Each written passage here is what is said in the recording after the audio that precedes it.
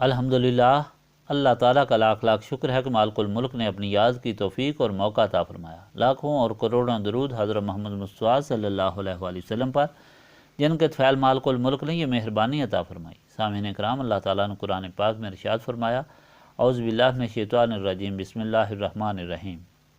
الم تر کیف فعل ربک باصحاب الفیل الم یجعل کیدہم فی تضلیل وارسل علیہم طیرا ابابیل ترمیہم بحجارۃ من سجیل فجعلہم کعصف مأکول۔ کیا آپ صلی اللہ علیہ وآلہ وسلم نے ملاحظہ نہیں کیا کہ آپ صلی اللہ علیہ وآلہ وسلم کے رب نے ہاتھی والوں کے ساتھ کیا سلوک کیا؟ کیا اللہ تعالیٰ نے ان کے مکر و فریب کو ناکام نہیں بنا دیا اور بھیج دیے ان پر ابابیل پرندے؟ وہ پھینکتے تھے ان پر کنکر کی پتھریاں، پس بنا ڈالا ان کو جیسے کھایا ہوا بھوسا ہو۔ پچھلے فرمان میں اللہ تعالیٰ نے ایسے شخص کی تباہی کے متعلق فرمایا جو غرور اور تکبر میں ڈوب کر دوسروں کو تانے دے اور جو لوگوں کی پیٹھ پیچھے برائی بیان کرے۔ مشرکین مکہ اور کفار اسی ذلت میں ڈوبے ہوئے انہیں مذموم عادتوں کا شکار تھے۔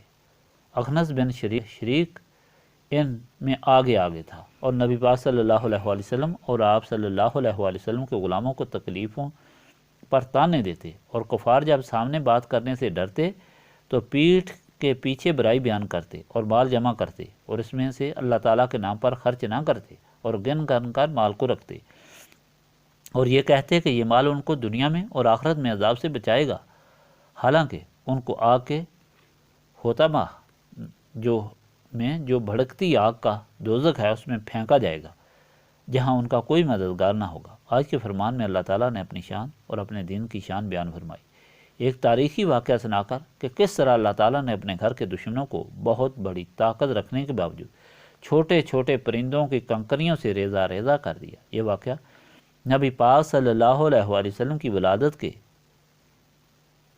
سال کا ہے۔ حضور پاک صلی اللہ علیہ وآلہ وسلم کی پیدائش سے پہلے ہوا۔ اللہ تعالیٰ کا یہ دستور رہا کہ اپنے نبی صلی اللہ علیہ وآلہ وسلم کی پیدائش سے پہلے ایسے معجزے بھیجتا ہے تاکہ مخلوق کے دل ڈر کر نرم ہو جائیں، اور پھر وہ اللہ تعالیٰ کے رسول صلی اللہ علیہ وآلہ وسلم کی ہدایت سن کر اللہ تعالیٰ پر ایمان لے آئیں۔ ابھرا یمن کا بادشاہ تھا، وہ کس طرح بادشاہ بنا، کہاں سے آیا، مفسرین نے پوری تاریخ لکھی، لیکن پیر صاحب فرمایا میں اس کا ذکر نہیں کروں گا، مجھے تو اللہ تعالیٰ کی قدرت اور قرآن پاک کی ہدایت بیان کرنی ہے جس میں کسی کافر کی تاریخ کی ضرورت نہیں۔ یمن کے بادشاہ ابرہ نے عیسائی مذہب اختیار کر دیا تھا، اور قیصر روم کو خوش کرنے کے لیے اس نے ایک کلیسا بنایا جو بہت خوبصورت اور عالی شان عمارت تھی۔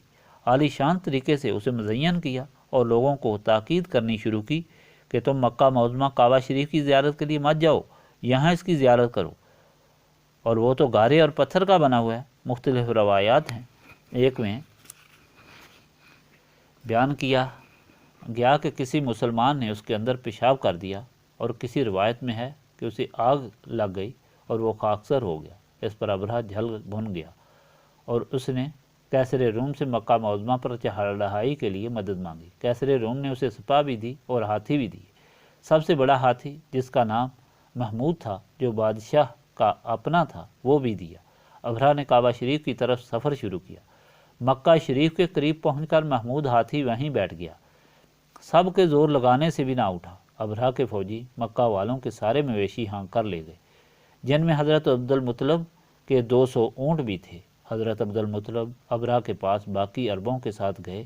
ابرہ نے کہا کہ میں تمہیں کچھ نہیں کہوں گا، صرف کعبہ کو گرا دوں گا۔ اس پر دوسرے عربوں نے کہا کہ تم سب کچھ لے لو، ہمارے کعبہ کو نہ چھیڑو۔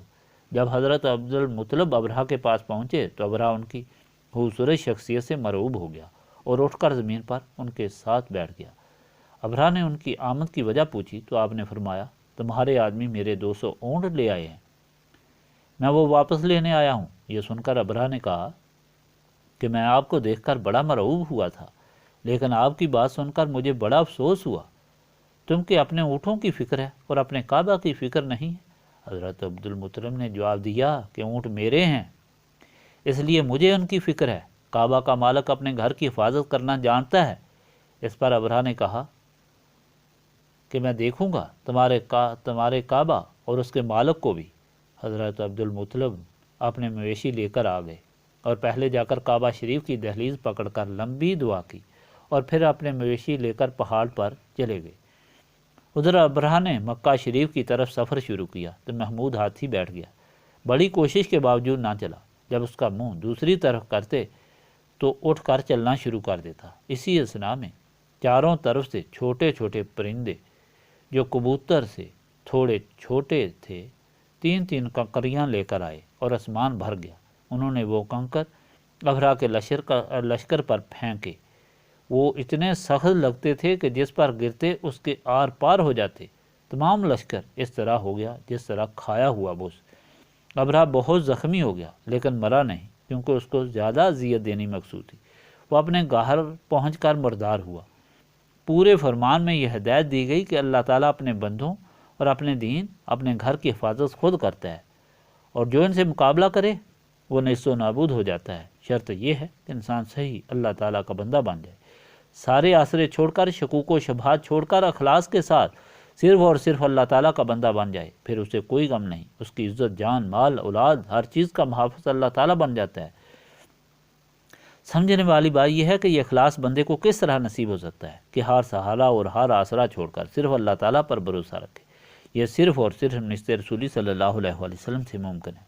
جب انسان یہ نسبت حاصل کر لیتا ہے تو اس کے دل و دماغ نور علی نور ہو جاتے ہیں اور وہ پیکر اخلاص بن جاتا ہے۔ یہی وجہ ہے کہ یہاں نسبت رسولی صلی اللہ علیہ وآلہ وسلم کے حصول کے لیے تلقین کی جاتی ہے اور یاد الہی سے اس کو حاصل کرنے کے لیے سینے صاف کرنے کی کوشش کی جاتی ہے، اور یاد الہی کے وسیلہ سے گناہوں کی معافی اور نسبت رسولی صلی اللہ علیہ وآلہ وسلم مانگی جاتی ہے۔ اللہم صلی علی سیدنا محمد وعلی آلہ وصحبہ صلاۃ تکون لنا امان من کل خوف لا الہ الا انت سبحانک انی کنت من الظالمین۔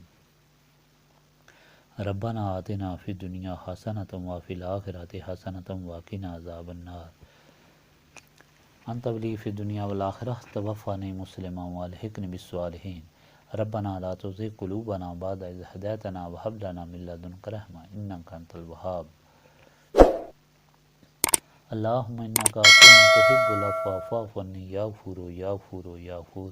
استغفر اللہ العظیم الذی لا الہ الا هو الحی القیوم واتوب الیہ۔ ربنا تقبل منا انک انت السمیع العلیم وتب علینا انک انت التواب الرحیم۔ سبحانک ربک رب العزۃ عما یصفون وسلام علی المرسلین والحمد للہ رب العالمین۔